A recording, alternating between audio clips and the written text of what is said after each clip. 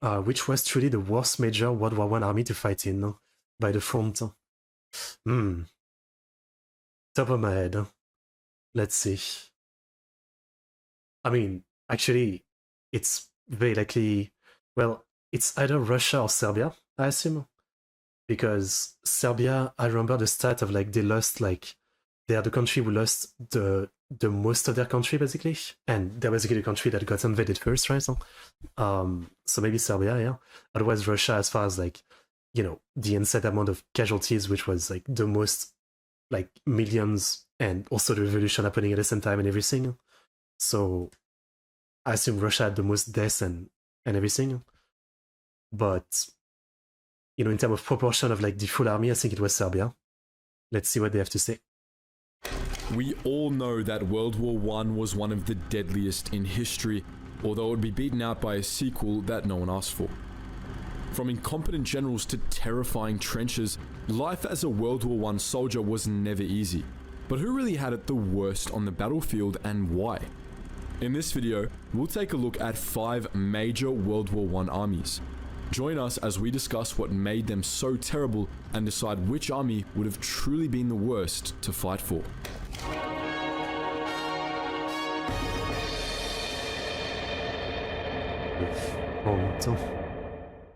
Great Britain entered World War I with a small force of highly trained soldiers. Tasked with holding a tiny slice of the Western Front, this capable army did their job well at first. Like all good things, the British Expeditionary Force, also known as the Old Contemptibles, did not last. That's the name? Heavy casualties eventually decimated the Old Contemptibles. They were replaced with the large, yet inexperienced Kitchener's army. With no seasoned commanders to guide them, Kitchener's army went through a devastating learning curve on the front lines. Inexperience and a shortage of quality munitions eventually led to the disastrous Battle of the Somme. At the Somme, UK soldiers bombarded German forces for a week. When the artillery fire ceased, British soldiers marched across no man's land, not realizing that their earlier attack had been completely ineffective. Incompetent and inexperienced leaders aside, UK soldiers dealt with other problems. Ever-present supply issues, harsh trench conditions, and a cobbled-together army were just a few issues they faced that made the war even more difficult. Yeah. Add to that fact that the top military brass in the UK had a twisted notion of honour, and serving in the British Armed Forces became even more hellish. For example, to be honest, that was like one of the big points of World War I, right? Like so many of the country were still used to the old ways, right? Like some of the last major wars weren't yet, fought with like entrenched machine gun, barbed wire, stuff like that. So they were used to the old line fighting, and obviously even stuff before that, right? So that's why like a lot of them started the war completely unprepared for the way it was, especially against Germany, who had like totally modernized their tactic, their army, and stuff like that. So it wasn't just the British, I think. The unofficial reason, as per the Air Board, as to why British pilots didn't have parachutes was because the presence of such an apparatus might impair the fighting spirit of pilots and cause them to abandon machines, which might otherwise be capable of returning to base. That's insane, but the Soviets do the same thing in World War II. They literally don't have parachutes because, well, that's one of the reasons, as well as like they don't want the pilot to like land in enemy territory, get captured, leak any info, anything like that. It's like if you get shot down, you die. That's it. For repair. By 1914, France was a well-recognized power in the Western world and was ready to face its old rival, Germany. And the French did get off to a good start, with heavy patriotism running. A good start? Are you sure about that? I don't think so. Rampant across the country. This, and mandatory service laws, helped swell the ranks of the French reserves. Then, it all went Everybody down. has a good mustache back then. Damn, I can't grow that kind of crazy, like, gentleman mustache. I don't know how people do it. I mean, I guess it's just the way you're born, right? Indian soldiers, yeah, that's right. Yeah. Wasn't there more in World War II? Or was there more in World War I? Hill. For the duration of the war, commanders operated under a cult of the offensive mentality. This strategy can be boiled down to hit them first, hit them hard, and keep hitting them until you win. Unfortunately, which used to be a good tactic. I mean, Napoleon was crazy with it, right? Like, you know, just strike first, don't let them have time to let anything happen. But in World War One, you know, call to the offensive was stupid because you're attacking like someone with a machine gun who can fire like hundreds of bullets in a minute. And yeah, so, you know, always trying to be the one on the attack was madness. This strategy proved to be a bad one. Take the events at Audregny as an example. Here, two mounted cavalry regiments, the 9th Lancers and the 4th Dragoon Guards, charged across an open field. On the other side, hundreds of German machine guns, rifles, and artillery pieces. And we can't forget Robert Nivelle and the Second Battle of Ain. Convinced that he would win the war in a single battle by throwing men at the enemy, Nivelle instead ended up sending thousands of men to their deaths. This maneuver was the straw that broke the camel's back. Morale began to plummet. Riots, protests, and mutinies broke out on the Western Front and at home. French leaders arrested hundreds of French soldiers for mutiny and later executed dozens of them as a warning to the rest of their soldiers. In fact, France held the somber title of having shot the highest number of its own soldiers throughout the war, with at least 918 men executed, which placed it far ahead of Germany and the other World War I participant countries according to official figures. The French army was stuck in the past, stuck in a cult of the offensive mentality, and stuck with leaders too willing to use their men as cannon fodder. But again, wasn't that like almost every country? I mean, the only country that was like actually like very advanced was Germany, right? You know, I mean, they literally had like new strategies. They had like the submarine, right? They were the first one with the submarine. I mean, most other countries were still used to the old way of fighting, which makes sense when you think about it again. So they had to get used to it, but it's crazy how long it took to get used to it. That's the thing. Yeah. Like the casualties are insane. Yeah. Insane stuff. Insane stuff. Russia boasted the largest army in World War I, with forces already 5 million strong at the start of the war. With all those troops marching out to conquer the Eastern Front, surely the Russian army would score some victories. Right? Wrong. Large numbers actually turned out to be one of Russia's biggest weaknesses. Overestimating its military ability and its railroad supply chain, the Russian army struggled to deploy all its men. So sure, the Tsar could raise a huge army, but that doesn't matter much if it isn't functional. With so many soldiers to supply, it's no surprise that one of Russia's main... World War II, 2.5 million, yeah. I figured it would be more in World War II, yeah. Since obviously, like, one of the reasons I think we had seen in some of the video for, like, India to fight in World War II was to get the British to accept India's independence. That was one of the promises that was made to them, I believe. While in World War I assume it was just because they didn't have a choice. Even though you said it was volunteer, I assume the British just told them, you fight. Yeah. Problems was a lack of, well, everything. As a soldier in this army, you would likely have marched out to war without boots, a rifle, or a gas mask. That's insane. It was up to you to scavenge the necessary supplies from fallen enemies or fallen friends. And the problem of ill-equipped soldiers was only compounded by another serious shortage, that of medical staff. The Russian army had only about one surgeon for every 10,000 men. That means that your chances of getting some medical attention if you were wounded or ill were next to none. Imagine you're an unprepared and untrained Russian soldier, hungry and disillusioned with what seems to be a pointless fight. Now throw in plenty of bad military maneuvers. Add a few useless commanders. Round it out with some huge losses like the Battle of I mean, listening to this, like, is it any surprise that there was 2 revolutions in a couple of years after that in Russia? I mean, the country, the Tsar, like, sending you to war with no boots, no gun, and 1 surgeon for 10,000 people, when, you know, in every offensive, like, it's easily over half of the people are casualties, so need medical help. I mean, like, when your country, your government your leaders are like so, like they don't have one bit of a shit to give about you. I mean, no surprise the revolution happened. It's insane. India Gate in New Delhi was built as a war memorial in honor of Indian soldiers who died during world wars. Okay, interesting. Brandenburg, where more than 30,000 Russian troops lost their lives. I'm sure there's a lot more That's memorials. What it might have been like to be a soldier in the Tsar's army. It comes as no surprise that the weary Russians later took the fight to what they saw as the true source of their problems, their own government.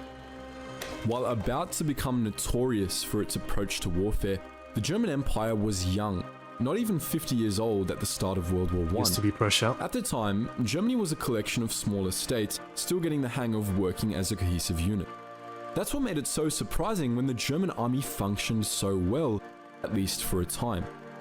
German military leaders were doing some great things, elastic defense and coherent communication to name a few. Also important, especially on the Western Front, German trenches were more sophisticated than the holes the British were using. In fact, some even sported homey features such as electricity, toilets, and roomy reinforced accommodations. Okay. So where did they go wrong? It all started with some hopeful thinking. Well, they went wrong from the beginning, right? I mean, it was more or less going to happen that way because everybody was allied with someone else, but trying to fight everybody at the same time was just madness, right? I mean, right away starting with fighting Russia, France, and the British because of the alliance and everything. I mean, they really believed in themselves, but that was insane. Okay, like if they had gone more methodical, maybe like attack Russia first or something, betting on maybe the fact that despite the alliance, France and Britain would not help, maybe it would have made more sense, but just trying to fight all the sides at the same time was kind of insane. But I guess the other thing was Austria-Hungary, right? Just if they were as competent in war as Germany, I guess they would have probably won World War I. But having, your ally being Austria-Hungary, which was an empire collapsing already at the time, and they kept losing the biggest battle and needing help and everything. I guess that was probably the biggest problem, if you think about it. Concerned that they wouldn't win a war on two fronts, Germany's plan was to neutralize France and then focus on Russia. Not a bad idea, right? Wrong. At the first Battle of Le Mans, a little miscommunication between German generals and some quick thinking from the British and French forced the Germans to make a quick retreat. The result of that retreat was disastrous. Soldiers weren't the only ones upset by this poor showing. General von Moltke, a top general in the German Empire, reportedly admitted to the Kaiser that the army had lost the war. Even more telling, the general also confided in his wife following the battle, writing to her that things have not gone well. These prominent losses had serious consequences. Morale on the Western Front was understandably low, and soldiers in the eastern flanks weren't much happy. I mean, the plan wasn't bad. Isn't World War II how France got destroyed super fast was more or less the same plan, a crazy rapid advance into France to take Paris. That's basically it worked in World War II because of tanks and mobile units with bikes and stuff like that, right? But yeah, the plan was good. But yeah, I guess seems like there was some fuck up in the orders and everything. Happier. Add supply shortages caused by the collapse of the German economy, and things didn't look good for Deutschland's soldiers. Finally, let's take a look at the Austro-Hungarian army. While they started off as no Serbia, really. One of the most notable European powers, Austria-Hungary didn't fare too well on the battlefield, suffering debilitating defeats from the very beginning of the war. Yeah. Originally, Austria-Hungary only saw itself fighting on one front. By the end of the war, though, they were resisting not only Russia, but also the UK and Italy. Fighting on three fronts is hard enough for a cohesive and well-trained army, and unfortunately, the Austro-Hungarian forces were neither of those things. The Austro-Hungarian army was made up of a patchwork of ethnicities, each with its own language. This made effective training, fighting, and commanding near impossible. Think fighting in World War I couldn't get any worse? Try being part of an army where your superiors might accuse you of betrayal or cowardice or blame you for military losses, just based voluntary recruitment might have taken place in colonies of Imperial Empire. Sure, yeah, of course. on your ethnicity. Of course. Austria-Hungary also entered the war with a smaller force than any of the other major players. And by December 1914, more than half of their forces were gone, victim to enemy fire, starvation, exposure, and disease. And of course, you have to add to that all the usual problems afflicting World War I armies: incompetent commanders, limited supplies, and ill planning. Attacked from within and from without, is it any wonder that the Austro-Hungarian army fared so badly? So, which major World War I army was the worst to fight in? Going by the numbers, and our own opinion, Austro-Hungarian soldiers likely had it the worst overall. The cards were stacked against them thanks to the size and makeup of their army, as well as the lack of training and preparation. Austria-Hungary also suffered some of the most debilitating defeats of World War I, even with the help of its German allies. Of course, numbers don't tell the whole story here. It was so bad that the empire collapsed and was literally like split up into many different countries, which some of them used to already be, right? Army discussed above faced its own unique and not so unique challenges. But what do you think? Does one army stand out to you as the worst? Which one? Let me look up the stat, but again, I'm surprised Serbia wasn't mentioned. Serbia military loss, World War I. The Serbian army suffered a staggering number of casualties. It was significantly destroyed near the war's end, falling from about 420,000 men to about 100,000 at the end of the liberation, plus 1 million civilian casualties, yeah.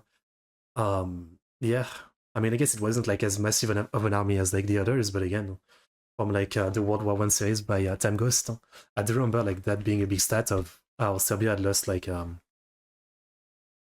biggest proportion of their soldiers than other armies, even though we see other armies were more massive, so maybe even more like numbers overall, but not in terms of proportion, but it's still insane, right? Yeah, I guess I wouldn't want to be in any army in World War I, or any war, I guess. That's all I can say. If you were to choose one, like, which army would you want to be in World War I? Like, I would say the American, obviously, because they kind of come at the end, and I'm not saying they didn't do any hard fighting, but they come literally at the very end, right? So, they are spared the horror of, like, fighting for years. So, you might have more chance to survive. So, yeah, I guess America.